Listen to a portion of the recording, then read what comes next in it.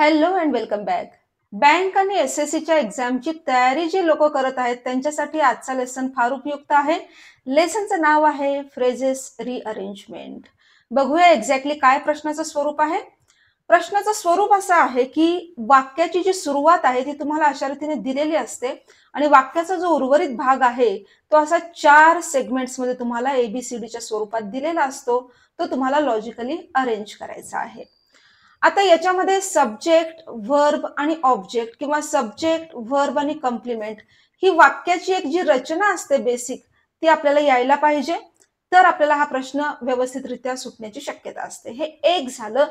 पण त्याचबरोबर वाक्यामध्ये म्हटलेलं काय आहे, त्याचा अर्थ काय होतो, हा एक 80-70% जरी आपल्या लक्षात आला तरी आपल्याला हे अरेंजमेंट करणं सोपं जातं. तुम्ही पण करायचंय. प्रत्येक प्रश्नासाठी मी 15 सेकंदांचा वेळ दिलेला आहे. त्या 15 सेकंदामध्ये आपला आन्सर बरोबर येतं का बघा. वही, पेन, पेन्सिल घेऊन बसा आणि आपण आता सुरुवात करूया. हो, आणि प्रश्न बघत असताना आपण काही डिफिकल्ट वर्ड्स अँड मीनिंग सुद्धा बघणार आहोत. Question number 1. In the annals of literary criticism, annals means in the records of literary criticism, remains a topic, the elusive nature of symbolism of fervent debate among scholars. Fervent debate means hot debate. Elusive means जे निसटून जातं, which cannot be caught, that is called elusive. चला तुमच्यासाठी timer लावते.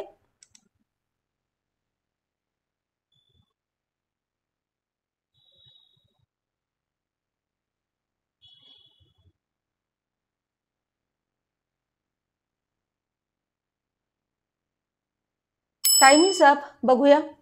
In the annals of literary criticism the elusive nature of symbolism, काय ह्याच्यानंतर येणार मला व्हर्ब येणार, रिमेन्स. सिंग्युलर आहे कारण नेचर बद्दल बोलता, इल्युसिव्ह नेचर ऑफ सिम्बॉलिझम. सो याचा व्हर्ब पण कसा येणार, सिंग्युलर येणार. Verb singular. अ टॉपिकच्या नंतर आपण काय वापरतो, टॉपिक ऑफ फर्वंट डिबेट कुणामध्ये, अमंग स्कॉलर्स. डी शेवटी आहे. हा असणारा एकमेव आहे तो म्हणजे ए ऑप्शन. पुढे जाऊया. The second question, when evaluating economic theories, one must consider the historical context to understand their relevance and practical application. एकही अवघड शब्द नाही आहे. इव्हॅल्युएटिंग मीन्स मूल्यमापन करणे.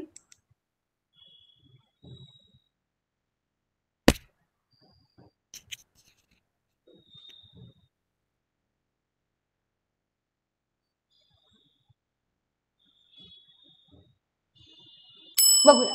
Wien evaluating economic theories one must consider, हे तर पहिल्यांदा येणार, हे बरोबर आहे. ए ने सुरुवात होणारे किती आहेत, 3 ऑप्शन्स आहेत. चौथा निघून गेला. One must consider what, the historical context. Historical context आणि काय, अँड प्रॅक्टिकल ऍप्लिकेशन, डी येणार. आणि त्याच्यानंतर टू अंडरस्टँड देअर रेलेव्हन्स, या 2 गोष्टी आपण कन्सिडर केल्या पाहिजेत. So my answer will be C. A, B, D and C. Last में आएगा C. Question number 3. Amidst the complexities of global diplomacy, multilateral negotiations in resolving conflicts play a crucial role and fostering cooperation. Multilateral means बहुपक्षीय, अनेक पक्ष असणारे. Multilateral means side, बाजू. Okay. Crucial role means important role. चल, तुमचं timing सुरू होतं.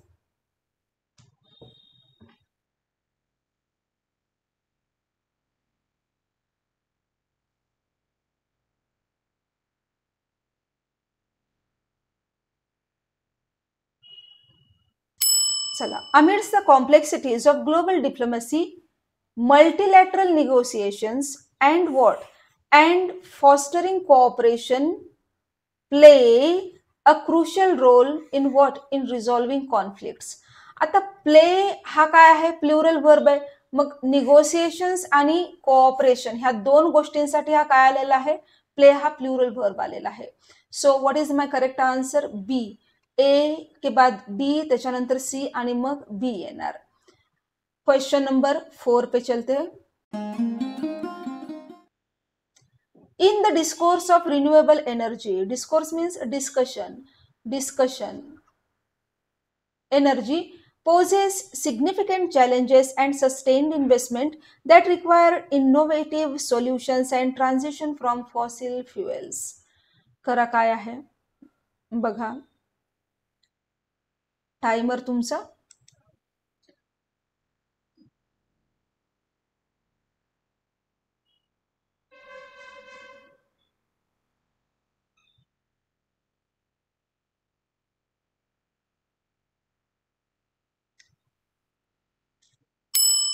In the discussion on renewable energy, which is the transition from fossil पासून ट्रान्झिशन आहे ते, की डी ने सुरुवात होते पहा, इथं डी ने सुरू होणारं एकच आहे, फॉसिल फ्युएल्स poses significant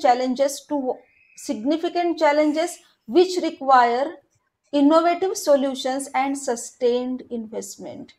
आपला आन्सर डी येणार पहा. Question number 5. Regarding the intricacies of human behavior, offer valuable insights, psychological theories into the underlying mechanisms that drive further actions. याच्यामध्ये इंट्रिकेसीज मीन्स कॉम्प्लेक्सिटीज, गुंतागुंत ह्युमन बिहेवियरची. बाकी सगळे शब्द तुम्हाला येण्यासारखे आहेत बघा. चला,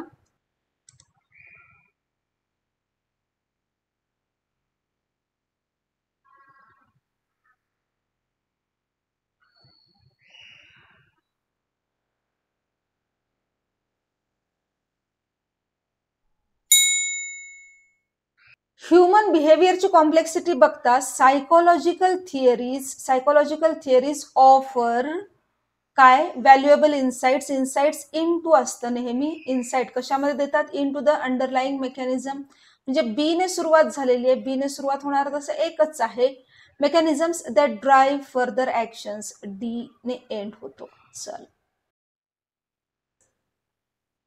question number 6. In the context of environmental sustainability, can collectively individual actions on global efforts lead to significant impact?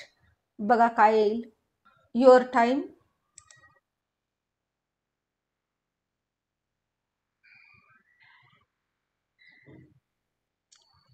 Subject आणि व्हर्ब याच्याकडे लक्ष द्या.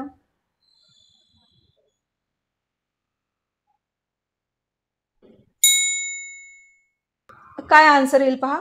In the context of environmental sustainability, individual actions B ने सुरू होणार, individual actions can collectively lead to significant impact on global. इम्पॅक्टच्या नंतर on येतो पहा नेहमी, असंही तुम्ही पेअरिंग करू शकता, impact on global efforts. So the correct answer is a. Question number 7. Within the framework of social justice and community engagement must be addressed through comprehensive policies, systemic inequalities. हे systematic नाही आहे पहा, systemic म्हणजे जे system मध्ये आहेत त्याच. इनइक्वॅलिटीज, असमानता. बघा आता काय काय येणार. तुमची वेळ चालू होती.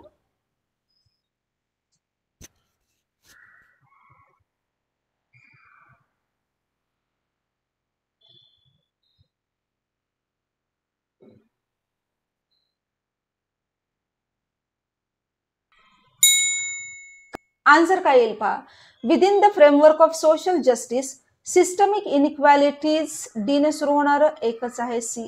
Systemic inequalities must be addressed कशाने, through comprehensive policies and community engagement. C is the correct answer. आलाय का पहा असं. Number 8. Considering the advancements in artificial intelligence are paramount ethical considerations, responsible development of technology to ensure the. Paramount means very important, crucial. तुमचा time चालू होतो.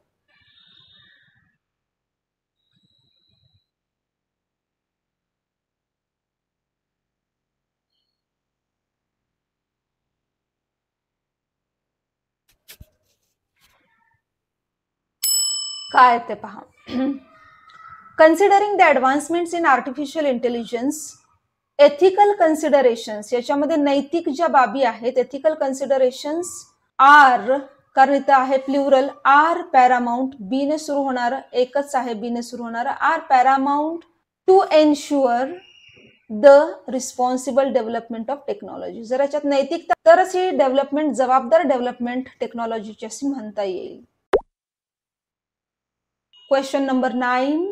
In the analysis of historical इव्हेंट्सचं analysis करताना to comprehend their full impact the interplay of social, economic and political factors on subsequent developments must be meticulously examined. Meticulously means minutely, very closely, जवळून examined. चला तुमचा timer लावते इथे.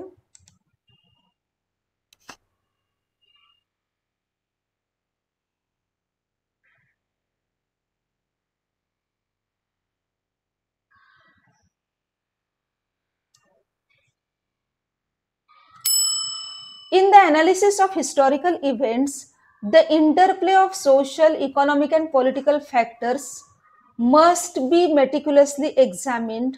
बी च्या नंतर D या बी ऑप्शन मध्ये पहा. एक्झामिन्ड कशासाठी? To comprehend their full impact. इम्पॅक्टच्या नंतर ऑन परत आलेला impact on subsequent developments. Question number 10. Within the paradigm of modern architecture have become integral and construction practices, sustainability and functionality components of a design. तुमचा सुरू होते वेळ.